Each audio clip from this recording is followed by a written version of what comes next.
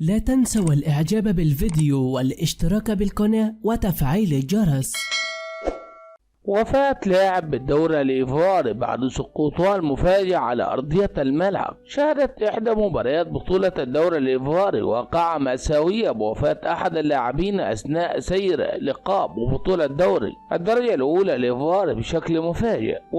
كشف الموقع أن لاعب فريق ريسيانج أبيديجان الإيفواري والذي ادعى مصطفى سيلا توفي عقب سقوطه بشكل مفاجئ خلال المباراة التي جمعته فريقه أمام سول اف سي ببطولة الدوري المحلي. وأشار ذات الموقع إلى أن اللاعب الشاب صاحب 21 عاما خلال تلك المواجهة سقط أرضيا بشكل مفاجئ دون أي تدخل من أي لاعب آخر، وأن أحد لاعبي الفريق الخصم هو من لاحظ سقوطه وهرل مسرعا نحو ليصرخ طلب المساعدة الطبية، وعلى الفور نزل الجهاز الطبي من أجل علاجه. وأوضح الموقع الشهير لأن اللاعب مصطفى سيلا لفظ أنفاسه الأخيرة أثناء نقله إلى أحد المستشفيات في كودو ديفوار دون أن يعطي ناديه مزيد من التفاصيل احتراما لعائلته وانتظار الفحوصات الطبية ذات الصلة. وتأشيرات الرؤيات الأولية غير الرسمية إلى أن المدافع مصطفى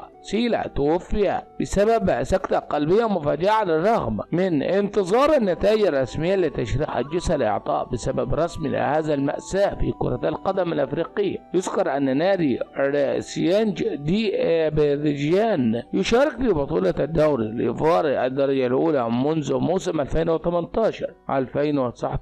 كما يمتلك النادي الإيفواري اتفاقية تعاون مع نيس الفرنسي من أجل ضم اللاعبين المميزين بالفريق. لا تنسوا الإعجاب بالفيديو والاشتراك بالقناة وتفعيل الجرس.